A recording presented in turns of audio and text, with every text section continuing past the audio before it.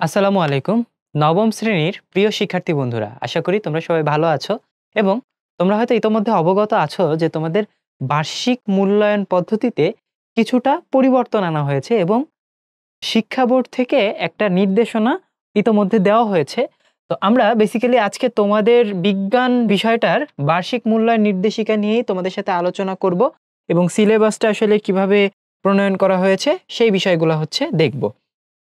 তো দেখো, বিজ্ঞান বিষয়ে ২০২৪ সালের বার্ষিক পরীক্ষার সিলেবাস হিসেবে যদি তুমি দেখো, তোমাদের যে ২ টা বই আছে তার মধ্যে অনুশীলন বইয়ের যে অভিজ্ঞতা সেখান থেকে খেলার মাঠে বিজ্ঞান এই চ্যাপ্টারটা, বায়ু দূষণ, আমার বংশলতিকা এবং কত রকম বাড়িঘর এই চ্যাপ্টারগুলা থেকে হচ্ছে প্রশ্ন আসবে এবং এই চ্যাপ্টারগুলার রিলেটেড অনুসন্ধানী পাঠের যে চ্যাপ্টারগুলো আছে সেখানে এখানে রিলেট করে দেওয়া আছে। সো আশা করি তোমাদের কোনো সমস্যা হবে না। হ্যাঁ? আচ্ছা। তো এইবার হচ্ছে আমরা একটু দেখব যে মূল্যায়ন কাঠামোটা আসলে কিরকম করা হয়েছে। সিলেবাস তো গেল। যেহেতু বললাম যে মূল্যায়ন কাঠামোতে একটা পরিবর্তন আনা হয়েছে, সেখানে তোমাদের ধারাবাহিক মূল্যায়ন বা শিখনকালীন মূল্যায়ন থেকে ৩০% মার্কস এবং সামষ্টিক মূল্যায়ন থেকে ৭০% মার্কস নেওয়া হবে। এখন সামষ্টিক মূল্যায়নটা সম্পূর্ণই হবে একটা পরীক্ষার উপর ভিত্তি করে। ঠিক আছে? আচ্ছা, তো আমরা ১ম এ দেখে নিচ্ছি যে ধারাবাহিক মূল্যায়নের যে ৩০% মার্কস সেটা কিভাবে ডিস্ট্রিবিউটেড। তো শিখনকালীন মূল্যায়নের মধ্যে ধরো তোমার শ্রেণীর কাজ রয়েছে, হ্যাঁ? শ্রেণীর কাজ এবং বইয়ের কাজ। আচ্ছা, তো শ্রেণীর কাজ আর বইয়ের কাজ এইসব যে কাজগুলা ছিল সেখান থেকে তোমাকে দেওয়া হবে ১০ নম্বর এবং তোমাকে যে বাড়ির কাজগুলো দেওয়া হয়েছে through out the year, assignment দেওয়া হয়েছে, প্রজেক্ট দেওয়া হয়েছে, সেগুলা থেকে হচ্ছে ১০ মার্কস থাকবে এবং তুমি এবং তোমার বন্ধুরা মিলে যে দলগত কাজগুলো করেছো বা ব্যবহারিক কাজগুলো করেছো এবং সেখান থেকে কোনো পরীক্ষা-নিরীক্ষার মাধ্যমে যদি প্রমাণ করে থাকো, সেই বিষয়ক ব্যবহারিক বিষয় থেকে হচ্ছে ১০ মার্কস। তাহলে ১০, ১০, ১০ টোটাল ৩০ মার্কস তুমি পাচ্ছ হচ্ছে ধারাবাহিক মূল্যায়ন থেকে। এবং আমরা যদি একটু সামষ্টিক মূল্যায়নের প্রশ্নধারাটা একটু দেখি, তাহলে দেখা যাচ্ছে যে এই পরীক্ষাটা আসলে লিখিত হবে। এখানে তোমার কোনো কাজ বা পরীক্ষা করে দেখাতে হবে না, কোনো প্রজেক্ট বানাতে হবে না, কোনো অ্যাসাইনমেন্ট নাই। পুরাটাই লিখিত এবং সেটার পূর্ণ নম্বর কিন্তু ১০০। তাহলে ভাইয়া একটু আগে যে বললেন ৭০ নম্বর, এই ১০০ তে তুমি যত পাবে সেটাকে ৭০ এ কনভার্ট করা হবে, হ্যাঁ? আচ্ছা, তো দেখো এই যে লিখিত যে প্রশ্ন, সেখানে নৈর্ব্যক্তিক প্রশ্নের মধ্যে বহু নির্বাচনী প্রশ্ন বা এমসিকিউ, এমসিকিউ হচ্ছে ভাইয়া তোমার ১৫ টা, হ্যাঁ? আচ্ছা, আর এক কথায় উত্তর হচ্ছে তোমার ১০ টা। ঠিক আছে? ওকে। আচ্ছা। তো ১৫ টা প্রশ্নই থাকবে, ১৫ টা প্রশ্নই উত্তর করতে হবে এবং এক কথায় উত্তরে তোমার ১০ টা প্রশ্ন থেকে ১০ টা প্রশ্নই উত্তর করতে হবে এবং প্রতিটা প্রশ্নের মার্কস ১। তাহলে এখানে গেল হচ্ছে আমাদের ২৫ মার্কস। আচ্ছা, এরপরে আসতেছি ভাইয়া সংক্ষিপ্ত উত্তর প্রশ্ন বা এসএকিউ। ঠিক আছে? এসএকিউ কত? এসএকিউ হচ্ছে ভাইয়া ১০ টা। সংক্ষিপ্ত উত্তর প্রশ্নে হচ্ছে প্রতিটা প্রশ্নের জন্য ২ মার্কস করে, হ্যাঁ? আচ্ছা, এবং তুমি এখানে পাচ্ছ টোটাল ২০ মার্কস। আচ্ছা, এরপরে আসতেছে রচনামূলক প্রশ্ন। এখানে দৃশ্যপটবিহীন ৫ টা প্রশ্ন থাকবে। ৫ টা প্রশ্নের মধ্য থেকে তোমাকে ৩ টা প্রশ্নের আনসার করতে হবে। হ্যাঁ? এবং এই ৩ টা প্রশ্নে প্রতিটা প্রশ্ন তোমার ৫ মার্কস করে টোটাল ১৫ মার্কস। আচ্ছা, এরপরে আসতেছে দৃশ্যপট নির্ভর কিছু প্রশ্ন আছে রচনামূলক। সেখানে ৭ টা প্রশ্নের মধ্যে তোমাকে ৫ টা প্রশ্নের আনসার করতেই হবে এবং প্রতিটা প্রশ্নের মার্কস কত? ৮ করে। তাহলে ৫ গুণ ৮ ৪০ মার্কস।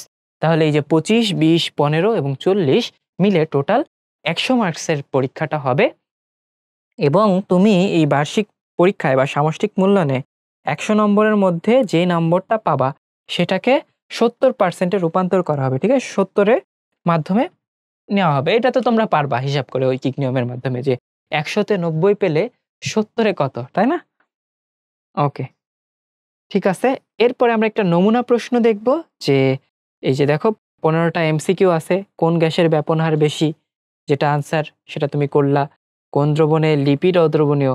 আনসারগুলা করলা। এরপরে ১৫ টা এমসিকিউ এর পরে ১৬ নম্বর থেকে আমরা দেখতে পাচ্ছি এক কথায় উত্তর। ১ মার্কস করে ১০ টা। এরপরে খ বিভাগে হচ্ছে সংক্ষিপ্ত উত্তর প্রশ্ন বা এসএকিউ। এখানে ২ মার্কস করে টোটাল হচ্ছে ১০ টা প্রশ্ন। এরপরে আসতেছে হচ্ছে আমার গ বিভাগ। এখানে হচ্ছে কি রচনামূলক প্রশ্ন। রচনামূলক প্রশ্নের মধ্যে ২ ধরনের রচনামূলক প্রশ্ন থাকবে। একটা হচ্ছে দৃশ্যপটবিহীন আর একটা হচ্ছে দৃশ্যপট নির্ভর।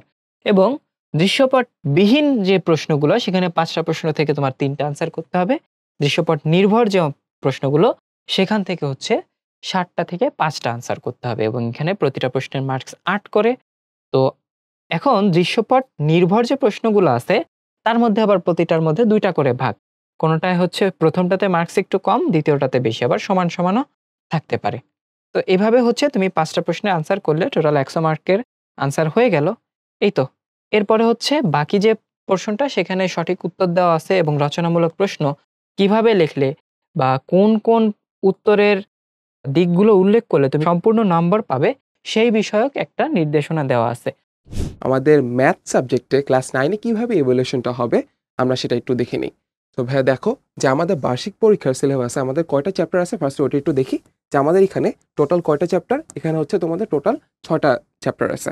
সো চ্যাপ্টার 2 অনুক্রম ধারা, চ্যাপ্টার 3 লগারিদমের ধারণা ও প্রয়োগ, চ্যাপ্টার 5 বাস্তব সমস্যা সমাধানে সহ সমীকরণ, চ্যাপ্টার 6 পরিমাপে ত্রিগোনোমেট্রি, চ্যাপ্টার 7 কৌণিক দূরত্ব ও পরিমাপে ত্রিগোনোমেট্রি আর চ্যাপ্টার 9 বিস্তার পরিমাপ।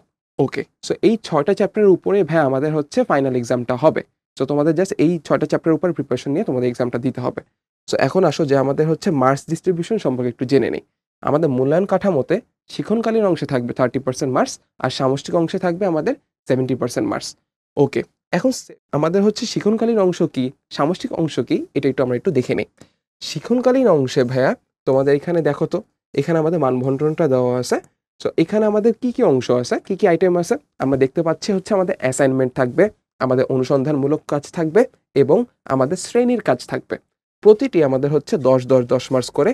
সো টোটাল আমাদের শিক্ষণকালীন মূল্যায়ন অংশে আমাদের 30 মার্কস থাকছে, 30 মার্কস। চলো এগুলোর ব্যাপারে একটু কথা বলে নিই।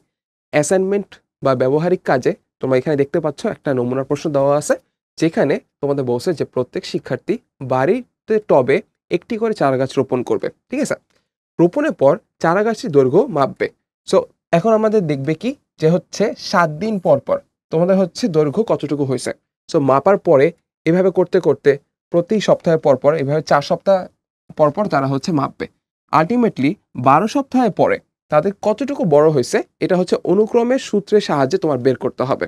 ঠিক আছে, আচ্ছা তাহলে এখন দেখো এটা হচ্ছে তোমাদের অ্যাসাইনমেন্ট বা ব্যবহারিক কাজের একটা এক্সাম্পল দিল। এরপরে কি তোমাদের হচ্ছে অনুসন্ধানমূলক কাজ। অনুসন্ধানমূলক কাজ তোমাদের হচ্ছে একটা মানে গ্রুপ ওয়ার্কের মতোই হবে। যেমন এখানে একটা এক্সাম্পল দেওয়া আছে যে তোমাদের 10 জন শিক্ষার্থী মিলে তোমাদের হচ্ছে কি অ্যাভারেজ যে একটা হাইট তোমাদের হচ্ছে কি করতে হবে, মেপে তোমাদের হচ্ছে গড় ব্যবধান হচ্ছে বের করতে হবে। সো এটা হচ্ছে তোমাদের কাইন্ড অফ গ্রুপ ওয়ার্কের মতোই। নেক্সটে আসো যে তোমাদের শ্রেণীর কাজ বা হচ্ছে ক্লাস ওয়ার্ক, যেটা তোমাদের ক্লাসে যেটা করাবে সেটার উপরে তোমাদের 10 মার্কস ডিপেন্ড করবে। যেমন তোমাদের এখানে একক ও দলগত কাজ তোমাদের যে টেক্সট বইয়ে দেওয়া আছে ওগুলো সলভ বা হচ্ছে ছক পূরণ এগুলো করে তোমার ওখানে হচ্ছে তোমার 10 মার্কস থাকবে। সো এই গেল আমাদের শিক্ষণকালীন অংশে হচ্ছে টোটাল 30 মার্কস। তো আমাদের হচ্ছে অনুসন্ধানমূলক কাজ আমরা দেখতে পারলাম, শ্রেণীর কাজও দেখতে পারলাম, ওকে, আর অ্যাসাইনমেন্টও দেখতে পারলাম। এখন আমাদের মেইন পার্টটা দেখবো, সেটা হচ্ছে আমাদের সামষ্টিক মূল্যায়নে। সামষ্টিক মূল্যায়নে তোমাদের একটা ফাইনাল যে এক্সামটা, তোমরা যে ফাইনাল এক্সামটা দিবা, ম্যাথ হচ্ছে তোমাদের 100 মার্কস একটা এক্সাম হবে। টাইম কতক্ষণ? টাইম হচ্ছে তোমাদের 3 ঘন্টা। সো আমাদের এই 3 ঘন্টা কি কি থাকছে সেটা একটু দেখে নেই। তোমাদের ফার্স্টেই তুমি দেখবা যে হচ্ছে তোমাদের এমসিকিউ বা নৈর্ব্যক্তিক কোশ্চেন থাকবে। কয়টা? 15টা। এই 15টা কোশ্চেন ভাইয়া তোমাদের হচ্ছে 15টাই অ্যান্সার করতে হবে। আর এক একটা এমসিকিউ 1 মার্কস করে। সো টোটাল তোমার এখানে 15 মার্কস। নেক্সটে তোমাদের এক কথায় প্রশ্ন উত্তর তোমার কয়টা আছে? তোমার এক কথায় প্রশ্ন উত্তর তোমার থাকবে 10টা। 10টার ভিতরে তোমার 10টাই অ্যান্সার করতে হবে। 10টার ভিতরে 10টা অ্যান্সার করতে হবে, 1 মার্কস করে। এখানে আমাদের 10 মার্কস। নেক্সটে আমাদের শর্ট কোশ্চেন থাকবে 13টা, প্রতিটি 2 মার্কস করে। আমাদের হচ্ছে সমান এখানে 26 মার্কস গেল। আর আমাদের লাস্ট পার্টটা সেটা হচ্ছে কি রচনামূলক কোশ্চেন, যেটা কি তোমাদের একটা সিচুয়েশন বেসড বা হচ্ছে দৃশ্যপট নির্ভর থাকবে। তোমাদের এখানে কিন্তু একটা অপশন থাকবে। তোমাদের এখানে কোশ্চেন ভাই দেওয়া থাকবে 10টা। 10টার ভিতরে তোমাদের যে কোনো 7টা অ্যান্সার করতে হবে। হ্যাঁ, তো আমাদের এখানে অপশনের ব্যাপার আছে। এখন দেখো ভাইয়া, আমাদের প্রতিটা কোশ্চেনেই যে আমাদের এখানে হচ্ছে রচনামূলক পার্টে তোমাদের 2টা বা 3টা অংশ থাকতে পারে। যখন আমাদের 2টি অংশ থাকবে, খেয়াল করে দেখো যে আমাদের একটা কোশ্চেন যেহেতু 7 মার্কসে, 2টি অংশ থাকলে তখন কি হবে যে আমি 3 + 4 এভাবে করে মার্কস ডিস্ট্রিবিউশনটা হতে পারে। আর যদি 3টা অংশ থাকে তখন তো অনেকগুলো ওয়ে পসিবল। যেমন তোমার ফার্স্টেরটা 1 মার্কস, এরপরটা 2 মার্কস, এরপরটা 4 মার্কস থাকলো। সো টোটাল 7 বা হচ্ছে 2 + 2 + 3 থাকতে পারতো। বা হচ্ছে 1+3+3 থাকতে পারে। সো তোমার হচ্ছে টোটাল 7 বানানোর জন্য যা করা লাগে আর কি। সো এখানে করে তুমি দেখো 7 7 তোমার 49 মার্কস। তো তুমি যদি এই 4টা পার্টকে তুমি যদি হচ্ছে সাম করো, তুমি দেখবা যে তোমার 100 মার্কসের একটা এক্সাম তুমি তোমার দিতে হবে আর কি। ওকে, সো আমরা যেটা দেখলাম যে আমাদের 70% হচ্ছে সামষ্টিক মূল্যায়নে। সো তোমাদের এই 100টাকে 70তে কনভার্ট করবে পরবর্তীতে। তোমাদের দেওয়া লাগবে 100 মার্কসের একটা এক্সাম 3 ঘন্টায়। তাহলে চলো এখন আমরা একটা আমাদের স্যাম্পল কোশ্চেন বা নমুনা প্রশ্ন দেখে নিই, তাহলে তোমাদের আইডিয়াটা আরও ক্লিয়ার হবে। সো ভাই আমরা সবাই এমসিকিউ সিস্টেম ব্যাপারে জানি যে তোমার এখানে এমসিকিউতে 4টা অপশন থাকে, যে কোনো একটা তোমার রাইট অ্যান্সার হয়। সো এখানে তোমাদের এমসিকিউ কয়টা? এমসিকিউ হচ্ছে 15টা থাকে, আমি যেটা দেখলাম। আর হচ্ছে এক কথার প্রশ্ন উত্তর 10টা। সো 15 + 10 কত হয়? 25। সো তোমাদের এখানে ক বিভাগে তোমার এখানে 25 মার্কস থাকতেছে। এই ক বিভাগের আন্ডারে তোমার হচ্ছে এমসিকিউ 15টা আমরা দেখবো এখন। এমসিকিউ আমাদের কয়টা আছে? এমসিকিউ হচ্ছে আমাদের এখানে 15টা দেখলাম। আর তোমাদের এক কথায় প্রশ্ন উত্তর কয়টা আছে? এটা হচ্ছে 10টা। তোমরা দেখো এগুলো হচ্ছে খুবই ছোট ছোট কোশ্চেন, তুমি হচ্ছে এক ওয়ার্ডই তুমি অ্যান্সারটা লিখতে পারো, ঠিক আছে, বা এক লাইনে। ওকে, এখানে আমাদের গেল। এখন আসো খ বিভাগে। খ বিভাগে আমাদের হচ্ছে শর্ট কোশ্চেন থাকবে। শর্ট কোশ্চেন 13টা থাকবে, আমাদের 13টা অ্যান্সার করতে হবে, প্রত্যেকটা 2 মার্কস করে। এখানের কোশ্চেনের একটু প্যাটার্নটা খেয়াল করে দেখো যে আগের 1 মার্কসের যে কোশ্চেন ছিল ওটার তুলনায় একটু বড় হবে, বাট এটাও ইজি যে আমরা অ্যান্সার করতে পারবো, ঠিক আছে। ওকে, এখন আসো আমাদের খ বিভাগের পরে এই যে খ বিভাগে এখানে দেখো এখন দৃশ্যপট নির্ভর আমাদের কোশ্চেন আছে। তোমাদের এখানে কি বলছে ভাইয়া? যে 10টি থেকে তোমাদের 60টি প্রশ্ন উত্তর দিতে হবে। এই পার্টটা আমরা একটু খেয়াল করি, হ্যাঁ। তো আমাদের 60টা কোশ্চেনের অ্যান্সার দিতে হবে। তোমাদের এখানে 60টা 7 মার্কস করে টোটাল আমাদের 49 মার্কস।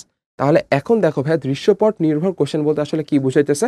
যে তোমাদের সিলেবাসের আন্ডারে আমরা যা যা পড়ছি, যেসব চ্যাপ্টারগুলো পড়ছি সেগুলোর সাথে রিলেট করতে হবে আমাদের বিভিন্ন সিচুয়েশনকে। যেমন এখানে একটা দেখো একটা ইনসিডেন্ট বা একটা সিচুয়েশন দেওয়া আছে এখানে, যে তোমাদের হচ্ছে জমিল সাহেব তার চাকরির বেতন থেকে কিছু টাকা সঞ্চয় করছেন, ঠিক আছে। তিনি প্রথম মাসে 1000 টাকা সঞ্চয় করেন এবং তিনি পরবর্তীতে প্রত্যেক মাসে পূর্ববর্তী মাসের তুলনায় 100 টাকা বেশি সঞ্চয় করতেছেন। সো এখানে দেখবা যে অনুক্রম ধারাকে আমরা কিন্তু রিলেট করতে পারতেছি না ওই চ্যাপ্টারকে। সো ওইখান থেকে তোমাদের হচ্ছে এখানে অ্যান্সার করতে হবে। সো এখানে দেখো মার্কস ডিস্ট্রিবিউশন একটু আমরা খেয়াল করে দিই। এখানে তোমাদের এখানে ক আর খ। সো তোমার হচ্ছে ফার্স্ট কোশ্চেন আন্ডারে 2টা কোশ্চেন আছে না ভাইয়া?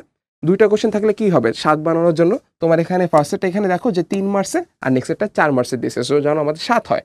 এরপরে দেখো আরেকটা কোশ্চেন দিছে, এটাও একটা আমাদের হচ্ছে রচনামূলক কোশ্চেন বা ক্রিয়েটিভ কোশ্চেন যাই বলো না কেন। তোমাদের এখানে হচ্ছে 7 মার্কস 1 3 3 করে, আর এখানে তোমাদের 3 4, এদিকে 2 2 3, এখানে হচ্ছে আমাদের 3 4, ঠিক আছে, 3 4। সো এখানে আমরা দেখেই বুঝতে পারতেছি যে হচ্ছে আমাদের কম্বিনেশন করে তোমাদের টোটাল 7 করতেছে প্রত্যেকটা কোশ্চেনে 7 মার্কসের, ঠিক আছে। তাহলে হচ্ছে আমাদের এই গেল, আমাদের একটা স্যাম্পল কোশ্চেনও দেখে ফেললাম। আমাদের এইবারে ফাইনাল এক্সামে এইভাবেই তোমাদের হচ্ছে ইভালুয়েট করা হবে বা মূল্যায়ন করা হবে। এখানে তোমরা দেখতে পাচ্ছ তোমাদের ক্লাস 9 এর এই ফাইনাল পরীক্ষার যে গাইডলাইন সেটার একদম ইনিশিয়াল যে ঘোষণার অংশটুকু সেটা। তো আমরা এখন ধীরে ধীরে দেখব যে আসলে কিভাবে কিভাবে এই পরীক্ষা হবে, এখানে মোট কত নম্বরের পরীক্ষা হবে এবং কোথা থেকে কত নম্বর কাউন্ট করা হবে তার বিস্তারিত। তো শুরুতে এখানে দেখতেই পাচ্ছ তোমাদের ক্লাস 6, 7, 8 এবং 9 এর যে পরীক্ষাটা সেটা কিন্তু তোমাদের রিটেন একটা এক্সামের মধ্য দিয়ে হবে, অর্থাৎ লিখিত পরীক্ষার ভিতর দিয়ে তোমাদের এই পরীক্ষাটা অনুষ্ঠিত হবে। টোটাল নম্বর থাকবে 100, যা তোমরা ইতোমধ্যেই হয়তো জেনে গেছো, যার মধ্যে 70% কাউন্ট করা হবে তোমাদের এই বর্তমান যে সামেটিভ অ্যাসেসমেন্ট অর্থাৎ ফাইনাল এক্সাম যেটার কথা বলা হচ্ছে সেটার মাধ্যমে, এবং বাকি যে 30% এই 30% মূলত কভার করা হবে তোমাদের কন্টিনিউয়াস অ্যাসেসমেন্ট, যেটা তোমাদের স্কুলে তোমাদের এই পুরো বছর জুড়ে বিভিন্ন অ্যাসাইনমেন্ট থেকে শুরু করে যে দলগত কাজ, একক কাজ তোমরা করেছো সেগুলোর উপর থেকে। তো এই যে তোমাদের মোট 70-30, তার মানে কিন্তু এই না যে তোমাদের ফাইনাল পরীক্ষা 70 নম্বরের হবে। ফাইনাল পরীক্ষা কিন্তু বলাই আছে এখানে যে 100 নম্বরের পরীক্ষা হবে, পরে এটাকে 100 থেকে কনভার্ট করে 70-এ কনভার্ট করা হবে এবং তার বাকি 30 তোমার ওই যে কন্টিনিউয়াস অ্যাসেসমেন্ট তোমাদের ছিল সেখান থেকে আসলে এখানে যোগ করে মোট 100-তে টোটাল তোমার মার্কের হিসাবটা আসবে। তো এখন আমরা চলে যাচ্ছি তোমাদের ক্লাস 9 এর জন্য যে আলাদাভাবে সিলেবাস তোমাদের জন্য বন্টন করা হয়েছে সেই জায়গায়। তো তোমরা দেখতে পাচ্ছ এখানে সিলেবাসটা দেয়া আছে। তো সিলেবাসের এখানে আসলে ভয় পাওয়ার কোনো কিছুই নাই, মাত্র 3টা চ্যাপ্টার তোমাদের ফাইনালের সিলেবাসে আছে, চ্যাপ্টার 6, চ্যাপ্টার 8 এবং চ্যাপ্টার 9। আমরা এখানে দেখতে পাচ্ছি 6, 8 এবং 9 এই তিনটা চ্যাপ্টার কিন্তু তোমাদের ফাইনালের জন্য থাকবে। প্রথমটা দ্য আর্ট অফ এক্সপ্রেসিং কম্প্যারিজনস, অর্থাৎ কম্পেয়ার এন্ড কন্ট্রাস্ট যে এসে লেখা আমরা শিখেছি বা শিখবো এই চ্যাপ্টার থেকে। ইমাজিনেশনস, পুরোটাই কবিতা নির্ভর একটা চ্যাপ্টার। এবং finally a journey through explanatory text, যেখানে আমরা শিখবো কিভাবে এক্সপ্ল্যানেটরি টেক্সট লিখতে হয়, অর্থাৎ বিভিন্ন জিনিস এক্সপ্লেইন করে কিভাবে করে আমাদের বিভিন্ন রাইট আপ গুলো লিখতে হবে। এখন অ্যাসেসমেন্ট ফরম্যাট, যেটা অলরেডি ইতোমধ্যে একবার আলোচনা করা হয়েছে, যে 30% হবে তোমাদের কন্টিনিউয়াস অ্যাসেসমেন্ট থেকে এবং বাকি 70% তোমাদের সামেটিভ, অর্থাৎ এই যে তোমাদের ফাইনাল পরীক্ষা, সেই ফাইনাল পরীক্ষার নম্বরটাকে 70-এ কনভার্ট করে টোটাল 100%-এর যে হিসাব। আচ্ছা, এরপরে যদি আমরা তোমাদের এইখানে দেখো 30 নম্বর যেটা বলা হচ্ছিল যে তোমাদের কন্টিনিউয়াস অ্যাসেসমেন্ট থেকে আসবে, সেখানে মূলত টিচারেরা তোমাদের যার যার স্কুল থেকে মূলত হোমওয়ার্ক, ক্লাস ওয়ার্ক এবং তোমাদের প্রজেক্ট ওয়ার্ক যেটা আছে, এই তিনটার ভিতর থেকে 10-10-10 সর্বমোট 30 নম্বরের কিন্তু একটা এখানে তোমাদের সম্পূর্ণ জাজমেন্টটা এটার উপরে হবে। আর মূলত এক্সামের যে 100 নম্বরের মান বন্টন, সেটা নিয়েই তোমাদের যত টেনশন এবং সেটা নিয়ে আমরা এখন একটু আলোচনা করে ফেলবো। প্রথমে আমরা দেখতে পারতেছি যে তোমাদের 100 নম্বরের প্রশ্নটা মূলত তিনটা বড় বড় সেগমেন্টে ভাগ করা হবে। Number 1 reading segment, number 2 appreciating poetry and number 3 writing. তো রাইটিং, এদিকে পোয়েট্রি এবং এদিকে রিডিং, এই তিনটার সমন্বয়ে মূলত তোমাদের এই পরীক্ষাটা অনুষ্ঠিত হবে। আমরা দেখতে পাচ্ছি রিডিং পার্টে তোমাদের মোট থাকবে 35 নম্বর। On the other hand poetry যে পার্টটা, সেখানে থাকবে তোমাদের 30 নম্বর এবং রাইটিং এ ফাইনালি আরো 35 নম্বর, অর্থাৎ 35, 30, 65 এবং আরো 35 100 নম্বরের হিসাব। এখন রিডিং পার্ট থেকে মূলত কি থাকবে? অ্যাজ ইউজুয়াল তোমরা জানো যে আগে যেভাবে পরীক্ষা হতো, রিডিং পার্টে তোমার আনসিন প্যাসেজ দিয়ে দেওয়া হবে। আনসিন প্যাসেজ থেকে 5 মার্কের থাকবে এমসিকিউ, 5টা শর্ট অ্যান্সার কোয়েশ্চেন 2 মার্ক করে, মোট থাকবে 10। ম্যাচিং থাকবে একটা, যেটায় থাকবে 5। আর্গুমেন্টস, অর্থাৎ ওই যে আর্গুমেন্টেটিভ এসে আমরা যে লেখা শিখেছি, সেটার উপর নির্ভর করে আর্গুমেন্টস একটা টপিক, এটার উপরে থাকবে মোট 5 নম্বর। এবং টেবিল দিয়ে কমপ্লিটিং টেবিলে 5টা ইনফরমেশন ফিল আপ করতে হবে 2 নাম্বার করে, মোট 10 নম্বরের হিসাব। এর পরের যে পার্টটা অ্যাপ্রিসিয়েটিং পোয়েট্রি, এটা তোমাদের জন্য স্বাভাবিকভাবেই নতুন, কেননা এরকম প্যাটার্নে আসলে আগে কখনোই পরীক্ষা হয় নাই। কিন্তু থ্রু আউট তোমাদের যে 9-এর যে বছরটা পার করলাম আমরা দেখেছি যে আসলে বিভিন্ন চ্যাপ্টারে আমরা বিভিন্ন লিটারারি ওয়ার্ক, অর্থাৎ বিশেষ করে কবিতা থেকে আমরা যে লিটারারি ডিভাইস গুলো, অর্থাৎ সিমিলি, মেটাফোর, ইমেজ, এই সমস্ত শিখেছি এবং সেগুলো দ্বারা কি বোঝায় এবং সেগুলো আমরা কিভাবে ব্যবহার করতে পারি, সেই সমস্ত কিন্তু আমরা সবই শিখেছি। তো সেটার উপর ডিপেন্ড করে এখানে থাকবে মোট 30 নম্বর, যার মধ্যে শর্ট আনসার কোয়েশ্চেন থাকবে 10 নম্বরের। Identifying and explaining Literary figures, যেমন এই যে দেখো মেটাফোর, সিমিলি এবং ইমেজ, এর উপরে থাকবে আরো 10 নম্বর। এবং ফাইনালি রাইটিং এক্সপ্রেশনস, অর্থাৎ এই যে তুমি সিমিলি, মেটাফোর, ইমেজ এই সমস্ত বুঝলে, এটা বুঝে তোমার নিজের আইডিয়া কিংবা কবিতা বা যেটা দেয়া থাকবে সেটার থিম, সামারি, এগুলা লিখতে হবে এবং এখানে মোট থাকবে 10 নম্বর। এই হচ্ছে মোট 30-এর হিসাব। এবং ফাইনাল পার্ট যেটা আমাদের রাইটিং পার্ট, এখানে 3 ধরনের রাইটিং আসবে, মোট থাকবে 35 নম্বর। একটা আসবে প্যারাগ্রাফ, যেটাতে থাকবে মাত্র 10। আরেকটা থাকবে রাইটিং কম্পেয়ার কন্ট্রাস্ট এসে, যেটা পিওর তোমাদের বইতে বিশাল চ্যাপ্টার জুড়ে আমরা কম্পেয়ার এন্ড কন্ট্রাস্ট এসে লেখা কিন্তু শিখেছি। এবং ফাইনালি থাকবে রাইটিং এক্সপ্ল্যানেটরি টেক্সট, যেটা তোমাদের আসলে লাস্ট চ্যাপ্টার যেটা বইয়ের, অর্থাৎ তোমাদের সিলেবাসের লেসন বা এক্সপেরিয়েন্স 9 যেটাকে আমরা বলি, সেইখান থেকে কিন্তু এই একটা থাকবে। এখানে 2টা জিনিসও থাকতে পারে, যেটাতে 5-5 করে 10, অথবা একটা জিনিস যেখানে টোটাল 10 নম্বর এখান থেকে আসবে। এবার তোমরা সবাই জানো যে বোর্ড থেকে কিন্তু একটা স্যাম্পল কোয়েশ্চেন আমাদেরকে দিয়ে দেওয়া হয়েছে 100 নম্বরের পরীক্ষাটা আসলে কেমন হবে সেই ব্যাপারে পরিপূর্ণ ধারণা পাবার জন্য। তো সেই স্যাম্পল কোয়েশ্চেন নিয়ে কিছু কথা যদি বলতে হয়, তাহলে আমরা দেখেছিলাম যে পার্ট এ তে শুরুতে থাকবে আমাদের রিডিং। রিডিং আমরা কি দেখেছিলাম? আনসিন প্যাসেজ থেকে প্রশ্ন হবে। খেয়াল করে দেখো এই প্যাসেজটা, being an exemplary citizen entails actively contributing to the welfare of one's community and nation.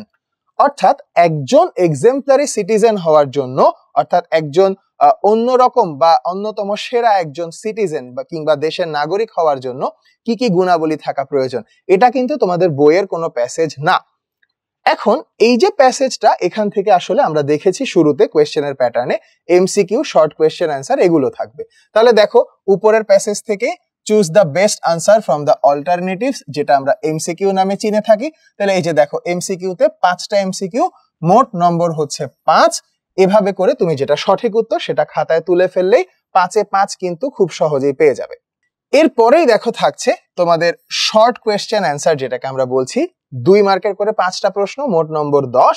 এটাও কিন্তু প্যাসেজের আলোকে। একটা প্রশ্ন যদি আমরা দেখি এমনি যে what are the vital duties mentioned in the passage that support public services, অর্থাৎ public services as a citizen আমরা যে বিভিন্ন পাবলিক সার্ভিস দিয়ে থাকি সেইটার মধ্যে ভাইটাল ডিউটি কি কি, অর্থাৎ প্যাসেজ পড়লেই তুমি কিন্তু এই অ্যান্সারটা করে ফেলতে পারবে। এটার জন্য তোমার কোনো এক্সট্রা প্রায়র নলেজ কিন্তু দরকার পড়বে না। আচ্ছা, তারপরে দেখো নেক্সট আসছে আমাদের ম্যাচিং সি নাম্বারে। তো এই ম্যাচিং এ এসেই আমাদের প্যাসেজের কিছু শব্দ যেমন এক্সাম্পলারি, তারপরে কর্নারস্টোন, ইনক্লুসিভ, অ্যাডভোকেটিং, স্টিওয়ার্ডশিপ, এগুলার অর্থ কোনটা হবে সেটার উপর ডিপেন্ড করে কিন্তু একটা ম্যাচিং অ্যাক্টিভিটি থাকছে, যেটাতেও থাকছে মোট 5 নম্বর। তুমি লেফট হ্যান্ড সাইডের সাথে রাইট হ্যান্ড সাইড মিলিয়ে ম্যাচিং করে ফেলতে পারলেই এখানেও কিন্তু 5-এ 5 খুব সহজেই তুমি পেয়ে যাবে। আচ্ছা, এরপরে আমরা 2 নম্বরে এসে দেখতে পাচ্ছি একটা কনভারসেশন দেয়া আছে, অর্থাৎ একটা ডায়ালগ দেয়া আছে। ডায়ালগটা এখানে লেখা আছে I have been hearing about human trafficking in Bangladesh. তার মানে বাংলাদেশে মানব পাচার রিলেটেড একটা এখানে কনভারসেশন দেখা যাচ্ছে হয়তো 2 বন্ধুর মধ্যে, এবং সেটার উপর ডিপেন্ড করে দেখো এখানে লক্ষ্য করে give your opinions whether you agree or disagree. তার মানে ওই যে আর্গুমেন্টেটিভ এসের ওইখানে যে আমরা শিখেছি কিভাবে আর্গুমেন্ট দিতে হয়, তুমি এটার পক্ষে নাকি বিপক্ষে, এইখানকার যে আলোচনাটা হয়েছে সেটার উপরে। এবং এখানে লেখাও আছে দেখো কিসের পক্ষে বা বিপক্ষে তোমাকে দিতে হবে, যে the government and organizations are not doing anything to combat human trafficking, মানে সরকার এবং বিভিন্ন অর্গানাইজেশন যেগুলো আছে সেগুলো আমাদের দেশের হিউম্যান ট্রাফিকিং কে মোকাবেলা করার জন্য কিছু কি করছে নাকি করছে না, এটার সম্পর্কে কিছু ধারণা তুমি সরাসরি এই যে কনভারসেশন বা ডায়ালগ দেয়া আছে এটা পড়লেই কিন্তু পেয়ে যাবে। সেটার আলোকে তুমি তোমার নিজ জ্ঞান খাটিয়ে এখানে কিন্তু তুমি তোমার অ্যাগ্রি অথবা ডিসঅ্যাগ্রি করার মধ্য দিয়ে এখানে যে তোমাদের আর্গুমেন্টেটিভ এস এর বিষয়টা সেটার আলোকে তোমার আর্গুমেন্টস দিয়ে দিতে পারবে। এরপরে 3 নম্বরে দেখো এখানে দেয়া আছে যে একটা টেক্সট দেয়া আছে যেটা সাইবার ক্রাইমের উপরে, অর্থাৎ সাইবার ক্রাইম জিনিসটা কি এটাও আমরা মোটামুটি সবাই জানি। সাইবার ক্রাইম হচ্ছে মূলত ইন্টারনেটের মধ্য দিয়ে যে ক্রাইম বা ক্রিমিনাল অ্যাক্টিভিটি গুলো হচ্ছে। তো এইটার উপরে একটা প্যাসেজ, ছোট্ট একটা প্যাসেজ দেয়া আছে, এবং ওই যে আমরা দেখেছিলাম না কমপ্লিটিং টেবিল, এটা কিন্তু ঠিক সেইটাই। কজ, এই কজগুলো তুমি প্যাসেজেই পাবে, সেগুলোর ইফেক্ট কি কি পড়তে পারে ইফেক্ট গুলো এখানে আলোচনা করা আছে, এবং এটার প্রিভেন্টিভ মেজার্স কি হইতে পারে, কিভাবে আমরা এর মোকাবেলা করতে পারি, কিভাবে সমাধান বের করতে পারি। যেমন এখানে ধরো কিছু কজ, হ্যাকিং এর কথা বলা আছে, আইডেন্টিটি থেফটের কথা বলা আছে, অনলাইন ফ্রডের কথা বলা আছে, ফিশিং এর কথা বলা আছে, এবং ম্যালওয়্যার অ্যাটাকস এর কথা বলা আছে। তাহলে এগুলোর কারণ কি যেটা তুমি প্যাসেজ থেকে পাবে, প্রিভেন্টিভ মেজার্স কি কিছু হয়তো প্যাসেজে পাবে, কিছু তোমার ওভারঅল নলেজ ব্যবহার করে এখানে কিন্তু অ্যান্সার করতে হবে, এবং জাস্ট 2টা কলামে 2টা করে ইনফরমেশন বসিয়েই কিন্তু তুমি খুব সহজেই 10 নম্বর এখানে পেতে পারো। এইবার আসছে পার্ট বি, যেটা তোমাদের অ্যাপ্রিশিয়েটিং পোয়েট্রি নামে তোমাদের এখানে মার্ক করা আছে। তো এই পোয়েট্রির যে ব্যাপারটা, পোয়েট্রির ব্যাপারটা কিন্তু আমরা বলেছি যে হ্যাঁ এটা আনইউজুয়াল, এটা এর আগে আসলে ওইভাবে করে আসলে হতে দেখা যায় নাই, কিন্তু টেনশনের কোনো কারণই নাই, কারণ আমরা কিন্তু কবিতা থেকে কি বের করতে হতে পারে সেটা খুব ভালোভাবেই পড়েছি এবং সামনেও পড়বো। তো দেখো এখানে a bird on the wire, Leonard Cohen তার লেখা। তো এই কবিতার পরে মূলত নিচের প্রশ্নগুলো কেমন হবে, দেখো প্রথম প্রশ্ন যেখানে আমরা শর্ট আনসার কোয়েশ্চেনের জায়গাটা দেখবো, এই যে এ নাম্বারে দেখো 5টা প্রশ্ন দেয়া আছে 2 নম্বর করে, এবং কবিতা পড়েই কিন্তু তুমি চাইলে এই প্রশ্নের উত্তরগুলা দিতে পারবে। যেমন দেখো বলা আছে what is the significance of metaphor, তার মানে এখানে একটা মেটাফোর তারা মার্ক করে দিয়েছে, যেমন like a bird on the wire. এই লাইনের মেটাফোরটা দিয়ে এটার গুরুত্ব কি, এটার মাহাত্ম্য কি, অর্থাৎ এটা দ্বারা কবি মূলত কি বোঝাতে চেয়েছেন। এরকম ভাবে বাকি সমস্ত প্রশ্নগুলোই কিন্তু কবিতার আলোকে তোমাকে করা হবে, কবিতা পড়ে বুঝে তুমি খুব সহজে এই প্রশ্নের উত্তরগুলো দিয়ে দিতে পারবে। এরপরে বি নাম্বার যেটা প্রশ্ন দেখো বলেছে read the poem again and identify 3 metaphors and two simile, অর্থাৎ কবিতা পড়ে 3টা মেটাফোর এবং 2টা সিমিলি। মেটাফোর এবং সিমিলির ধারণা যদি তোমার পরিষ্কার থাকে, তুমি এখানেও কিন্তু খুব সহজেই উত্তর করে 10-এ 10 পেয়ে যেতে পারো। আর নাম্বার সি যেটা লাস্ট কোয়েশ্চেন, যে read the poem again and express your feelings, তার মানে কবিতা পড়ে তোমার কেমন বোধ হয়। আমরা কিন্তু কবিতা তোমাদেরকে পড়ানোর সময় এটাও পড়িয়েছি যে কবিতার কি মোড থাকে, কবিতার টোন থাকে, এইটার উপর ডিপেন্ড করে আসলে তোমার কেমন ফিলিং হচ্ছে সেটা তুমি নিজের ভাষায় লিখে দিয়ে আসলে এখানেও ভালো নম্বর তোলা অবশ্যই সম্ভব হবে। এবং ফাইনালি আমাদের যে লাস্ট পার্ট, অর্থাৎ আমাদের রাইটিং পার্ট, এই রাইটিং পার্টে মূলত কি থাকছে, এই রাইটিং পার্টে কিন্তু আমরা সবাই দেখেছি যে মোট 35 নম্বরের রাইটিং আমাদের জন্য থাকবে এবং এখানে 3টা কিন্তু আলাদা আলাদা প্রশ্ন হবে। যেমন প্রথম প্রশ্নটা হবে হচ্ছে একটা প্যারাগ্রাফ রাইটিং। এই দেখো, now write a paragraph on the significance of cultural heritage of Bangladesh, অর্থাৎ বাংলাদেশের যে কালচারাল হেরিটেজ আছে সেইটা নিয়ে তোমাকে একটা 10 নম্বরের প্যারাগ্রাফ লিখতে হবে। তো এইখানে এই প্যারাগ্রাফগুলো কিভাবে হতে পারে না পারে সেগুলোর ব্যাপারেও কিন্তু আমাদের এনসিটিভি থেকেই একটা ক্লিয়ার নির্দেশনা আছে। যেমন টপিক সেন্টেন্সের কথা এখানে বলা আছে, তারপরে হচ্ছে সিঙ্গেল আইডিয়া বা থিমের উপরে হইতে হবে, তারপরে এটা একটা লজিক্যাল ফ্লো থাকতে হবে। হ্যাঁ, এবং আমরা ভেগ এবং জেনারেল স্টেটমেন্ট না বলে স্পেসিফিক তথ্য যে দিব সেই কথাটাও এখানে বলা আছে। এবং এই সমস্ত জিনিস কিন্তু আমরা আমাদের ক্লাসে পড়ার সময় পড়েছি। এরপরেই 6 নম্বর যে প্রশ্নটা দেখো, এখানে হচ্ছে আমাদের যে এক্সপ্ল্যানেটরি টেক্সটের যে ব্যাপারটা সেইটা এখানে চলে আসতে পারে। দেখো এখানে কি আসছে, যে এক্সপ্ল্যানেটরি না, এখানে আসলে সিমিলারিটিজ এবং ডিসিমিলারিটিজ এর যে ব্যাপারটা, হ্যাঁ, এবং কমন ফিচার্স এরও যে বিষয়টা, একটা ডায়াগ্রাম দিয়ে দিয়েছে, সেই ডায়াগ্রাম ব্যবহার করে আমাদেরকে এখানে কিন্তু অ্যান্সার করতে হবে। যেমন দেখো 2টা সেক্টর, গার্মেন্ট সেক্টর এবং আইটি সেক্টর, এইটার মধ্যে যে কিছু কমন এবং কিছু ডিফারেন্স আছে সেই জিনিসগুলা নিয়ে এখানে আমাদের আলোচনা করা হয়েছে। এরপরেই 6 নম্বর যে প্রশ্নটা, সেখানে এসে আমরা দেখতে পারবো কম্পেয়ার এন্ড কন্ট্রাস্ট এসে লেখার যে জায়গাটা। এই যে দেখো এখানে 2টা জিনিস দিয়ে ভেন ডায়াগ্রাম ব্যবহার করে, তোমরা সবাই ম্যাথমেটিক্সে ভেন ডায়াগ্রামের ব্যাপারে পড়েছো, তো সেটার সাথে আসলে এমন না যে এখানে ম্যাথমেটিক্যাল কোনো কিছু আসবে, কিন্তু সেটার আইডিয়া ব্যবহার করে তোমাকে সিমিলারিটিজ এবং ডিসিমিলারিটিজ এর ব্যাপারটা বুঝতে হবে। অর্থাৎ যে 2টা বিষয় এখানে আলোচিত হয়েছে সেটার মধ্যে মিল কি আছে, অমিল কি আছে, বা কমন ফিচার্সই বা কি আছে। যেমন দেখো এখানে কিন্তু আছে প্রথমত গার্মেন্ট সেক্টরের একটা আলোচনা এবং তারপরে আমাদের আইটি সেক্টরের একটা আলোচনা।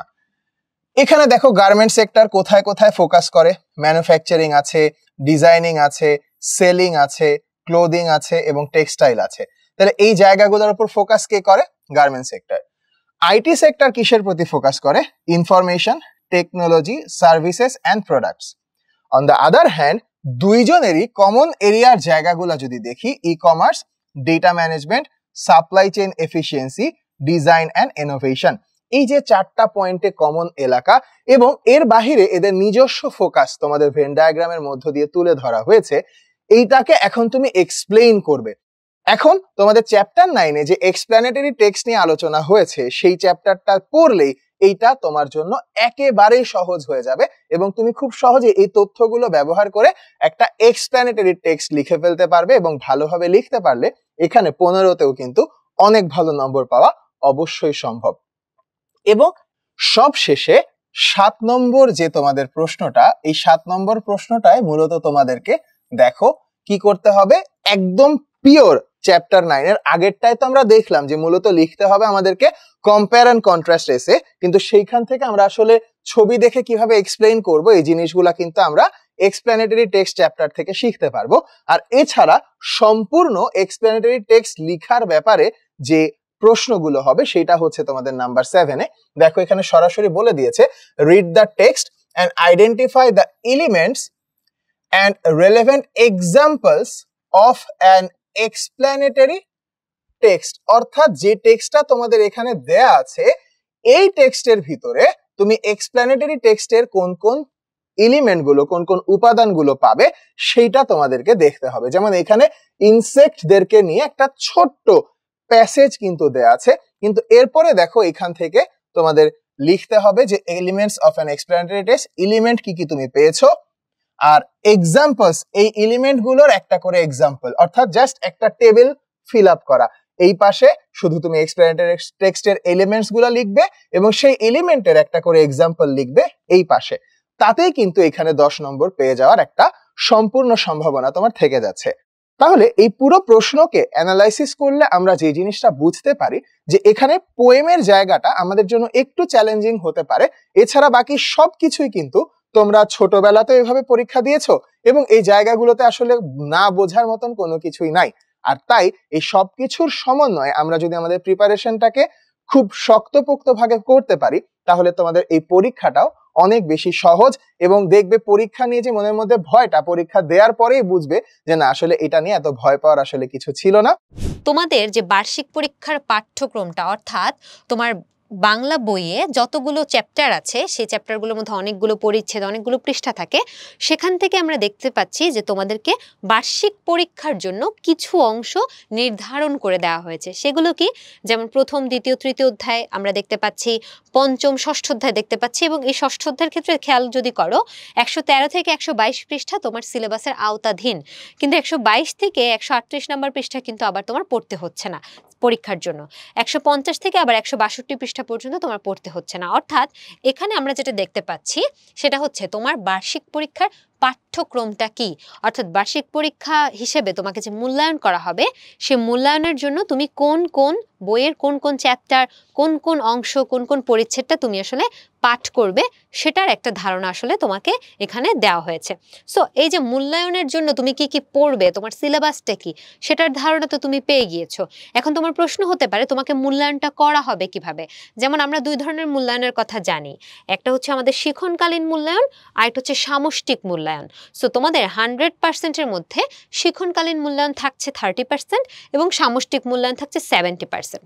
এখন শিক্ষণকালীন মূল্যায়ন সম্পর্কে তোমরা অলরেডি এতদিনে জেনে গিয়েছো অনেক কিছুই। এর পাশাপাশি সামষ্টিক মূল্যায়নের যে 70% এটা কিভাবে হবে, তোমাকে কিভাবে পরীক্ষাটা নেওয়া হবে, সেটা নিয়ে তোমাদের অনেক ধরনের কনফিউশন থাকে। সো আমরা যদি একটু দেখি আমাদের যে সামষ্টিক মূল্যায়নটা, সে সামষ্টিক মূল্যায়নের প্রশ্নের ধারাটা কেমন বা নম্বরটা কিভাবে বন্টন করা হবে। সো 70%-এর বললেও পরীক্ষাটা মূলত তোমার হবে হচ্ছে 100 নম্বরে। ওই 100 নম্বরের পরীক্ষায় যদি তুমি 10 পাও, কথার কথা, সে 10কে 100-এ কনভার্ট করে পার্সেন্টেজ করা হবে।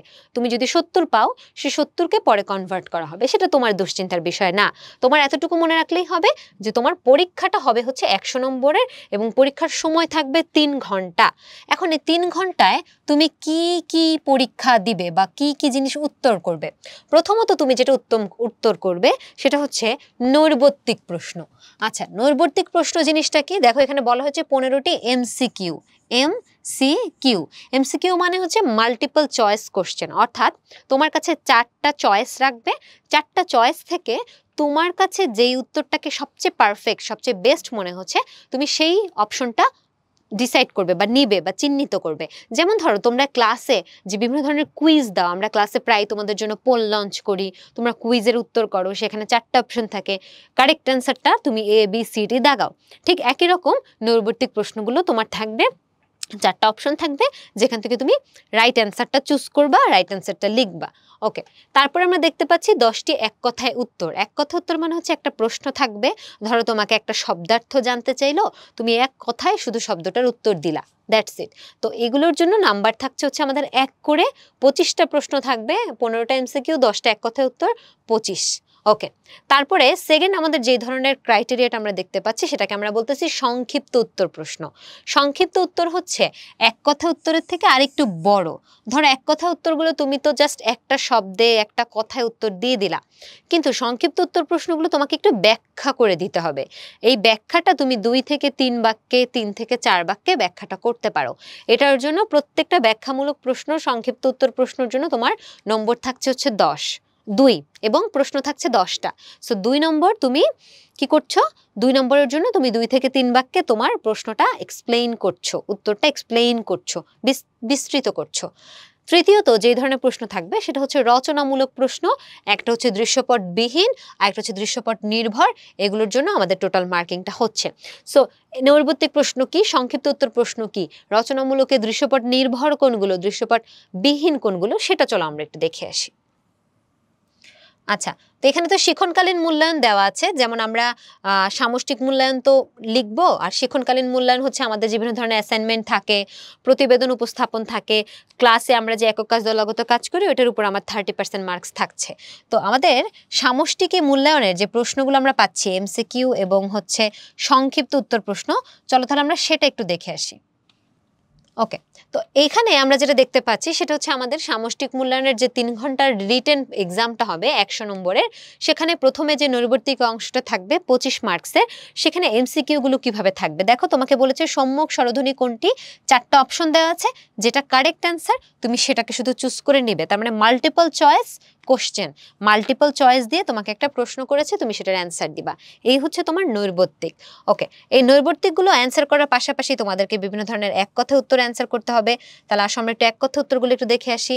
দেখো এখানে সব 4টা অপশন দিয়ে তোমাকে কি করা হচ্ছে, প্রশ্ন করা হচ্ছে। দেখো একটা কবিতাংশ দিয়ে দিয়েছে, পরের কারণে স্বার্থ দিয়া বলি, এ জীবন মন সকলই দাও, তাহার চেয়ে সুখ কোথাও কি আছে, আপনার কথা ভুলিয়া যাও। এটা পড়ে তোমার নিমগাছ গল্পের কোন চরিত্রটার কথা মনে পড়ছে? নিমগাছ গল্পে আমরা লক্ষ্মী বউকে দেখি যে সে সমস্ত কিছু আত্মত্যাগ স্বার্থত্যাগ করছে। সো আমরা এখানেও কিন্তু পরের কারণে স্বার্থ দাও বলি দেওয়ার কথা পাচ্ছি। সো এখানে অ্যান্সার হচ্ছে, তোমার কাছে যদি মনে হয় লক্ষ্মী বউ, তাহলে তুমি লক্ষ্মী বউকে নিবা। তারপর এখানে সাদৃশ্যপূর্ণ কোন ভাবটা ফুটে উঠেছে সেটার তুমি অ্যান্সার নিবা। সো এটা হচ্ছে আমাদের এমসিকিউ অংশ। এবার আসো আমরা একটু এক কথায় প্রশ্নের উত্তরগুলো কেমন থাকে দেখি। যেমন ধরো তোমাকে একটা শব্দের অর্থ জানতে পারে, বাষ্পরথ শব্দের অর্থ কি, দরিদ্র শব্দটার উচ্চারণ লেখো, তখন তোমার কাজ হচ্ছে শুধু লেখা দরিদ্র ভেঙে ভেঙে, দ্যাটস ইট, এক কথায় তোমার উত্তরের কাজটা শেষ। এবার যদি আসি আমরা রচনামূলক অংশে, আমরা যে সংক্ষিপ্ত উত্তর প্রশ্নটা পাই এবং আমরা দৃশ্যপট নির্ভর ও দৃশ্যপট বিহীন প্রশ্ন পাই, সেগুলো কেমন হবে? এই যে দেখো এখানে তোমাদেরকে কিছু সংক্ষিপ্ত প্রশ্ন রাখা হয়েছে। দেখো, কবি কেন আসমানের তারা জোনাকিকে সাক্ষী রেখেছেন? গৃহকর্ম নিপুণা লক্ষ্মী বউটার ঠিক একই দশা বলতে লেখক কি বুঝিয়েছেন? এখন লেখক গৃহকর্ম নিপুণা লক্ষ্মী বউটার ঠিক একই দশা বলতে বউটার যে অবস্থা, পারিপার্শ্বিক অবস্থা, সে যে তার পরিবারের জন্য কোথাও যেতে পারছে না, তার যে শিকড় গজিয়ে গেছে নিম গাছের মতো, এরকম বিভিন্নভাবে এই জিনিসটাকে কিন্তু এক্সপ্লেইন করা যায়। তো যেহেতু এটার নাম হচ্ছে সংক্ষিপ্ত উত্তর প্রশ্ন, তার মানে তুমি সংক্ষেপে 2 নম্বরের জন্য 2 থেকে 3 বাক্যে এই কথাটা এক্সপ্লেইন করবা, ব্যাখ্যা করবা। এটাই হচ্ছে সংক্ষিপ্ত উত্তর প্রশ্ন। ওকে, তারপরে আমরা যদি একটু দেখি যে রচনামূলক প্রশ্নগুলো থাকছে, একটা হচ্ছে দৃশ্যপট বিহীন। তো দৃশ্যপট বিহীন মানে হচ্ছে তোমার কোনো দৃশ্যপট থাকবে না, তোমাকে ডিরেক্টলি প্রশ্ন করবে, তুমি ডিরেক্টলি উত্তর দিবা। সো এখানে তোমাকে একটা কি করা হচ্ছে, তোমাকে বিপরীত শব্দ ব্যবহার করে কিছু বাক্য রূপান্তর করতে বলছে। যেমন দেখো, সে অপরাধী নয়, তো অপরাধী নয় এটাকে তুমি নাবাচক বাক্য হলে হ্যাঁ বাচকে ট্রান্সফার করবা, হ্যাঁ বাচক হলে নাবাচকে, মানে অ্যাফার্মেটিভ সেন্টেন্সকে নেগেটিভ, নেগেটিভ সেন্টেন্সকে অ্যাফার্মেটিভ করছো। তারপর এখানে তোমাকে একটা গাইডলাইন দেওয়া আছে যে তুমি এটাকে কি করবা, এই বাক্যটাকে করুণাসূচক আবেগে নিয়ে যাও, এই বাক্যটাকে বিশেষণ যোগ করো, অঙ্কটা ভুল করেছো, হ্যাঁ সহজ অঙ্কটা ভুল করেছো, সো সহজ একটা বিশেষণ তুমি যোগ করে তুমি কি করতে পারো, বাক্যটাকে পরিবর্তন করতে পারো। এবং এই প্রশ্নগুলো উত্তর করার জন্য কিন্তু তোমার কোনো ধরনের দৃশ্যপটের প্রয়োজন নাই, কোনো ধরনের উদ্দীপকের প্রয়োজন নাই। তো এগুলোকে আমরা বলছি দৃশ্যপট বিহীন। এর পাশাপাশি তোমাকে কি করতে পারে, দিনলিপি লিখতে দিতে পারে। এই যে দেখো বলা হয়েছে তোমার জীবনের একটি স্মরণীয় দিনের দিনলিপি প্রমিত ভাষায় রচনা করো। প্রমিত ভাষা মানে হচ্ছে আমরা যে ভাষাটা এখন ইউজ করছি। ওকে, তারপর তোমাকে একটা রচনা লিখতে দিতে পারে, মেলার উদ্বোধন এই সেই এরকম। তো এই রচনাগুলোর জন্য কিন্তু তোমার কোনো কি নাই, উদ্দীপকের প্রয়োজন বা দৃশ্যপটের প্রয়োজন নাই। আচ্ছা, এরপর দৃশ্যপট নির্ভর প্রশ্নগুলো কেমন হয় আসলে সেটা আমরা একটু দেখি। এই যে একটা দৃশ্যপট দেওয়া আছে, ধনধান্য পুষ্প ভরা আমাদের এই বসুন্ধরা, তাহার মাঝে আছে দেশ এক সকল দেশের সেরা, ও সে স্বপ্ন দিয়ে তৈরি সে দেশ স্মৃতি দিয়ে ঘেরা, এমন দেশটি কোথাও খুঁজে পাবে না কো তুমি, সকল দেশের রানী সেজে আমার জন্মভূমি। একটা দৃশ্যপট। এখন এই দৃশ্যপট থেকে তোমাকে কি কি প্রশ্ন করেছে দেখো, বলা হচ্ছে এই যে উপরের কবিতাংশটি, এই কবিতাংশটি তোমার পল্লিমা কবিতার কোন ভাবকে প্রতিফলিত করে? সো তুমি বলবা পল্লিমা কবিতায় তুমি কি পেয়েছো, ঠিক একই রকম এই কবিতায়, এই কবিতাংশে তুমি কি কি পাচ্ছ। সেটা এক্সপ্লেইন করবা, নম্বর হচ্ছে 4। এবং আমরা যখন কবিতা পড়ি তখন কবিতার ক্লাসগুলোতে কিন্তু আমরা কবিতার বৈশিষ্ট্য পড়েছি, কবিতার কাঠামো পড়েছি, যে কবিতার লয় কিরকম, এটা কি ধীর লয় নাকি মধ্যম লয়, তারপর কবিতাটায় কোনো উপমার ব্যবহার হয়েছে কিনা, কবিতাটায় কবি কোনো কিছুর সাথে কোনো কিছুকে তুলনা করেছেন কিনা, এরকম বেশ কিছু জিনিস কিন্তু আমরা কবিতার বৈশিষ্ট্য পড়তে গিয়ে পেয়েছি। তোমার কাজ হচ্ছে যে তুমি কবিতাগুলো পড়ে পড়ে কবিতার বৈশিষ্ট্য খুঁজে বের করেছো, এরকম তোমাকে এখানে যে কবিতাটা দেওয়া আছে সেই কবিতার বৈশিষ্ট্যগুলো বিশ্লেষণ করে দেখানো, যেটা তুমি অলরেডি ক্লাসগুলোতে পেয়েছো, ক্লাস রেকর্ডও আবার দেখে নিতে পারো। কবিতার পাশাপাশি গদ্য দিয়েও তোমাকে এরকম প্রশ্ন করতে পারে যে উপরে যে গদ্যাংশটা আছে এটার সাথে তোমার প্রবন্ধের নমুনার মিল আছে কিনা, মিল থাকলে সেটার মিল দেখাও। তারপর হচ্ছে তোমার সভ্যতার সংকট নামে তুমি যে প্রবন্ধটা পড়েছো সেটার আর এই উদ্দীপকটার বা এই দৃশ্যপটটার একই বক্তব্য, ওদের মেসেজ বার্তা সেম, এই ধরনের প্রশ্ন তোমাকে আসলে করা হয়ে থাকবে। সো এই গেল আমাদের দৃশ্যপটবিহীন এবং দৃশ্যপট নির্ভর প্রশ্নগুলোর ব্যাপার। এরকম তোমাকে অনেকগুলো প্রশ্ন থাকবে, তোমার কাছে অপশনস থাকবে অ্যান্সার করার জন্য।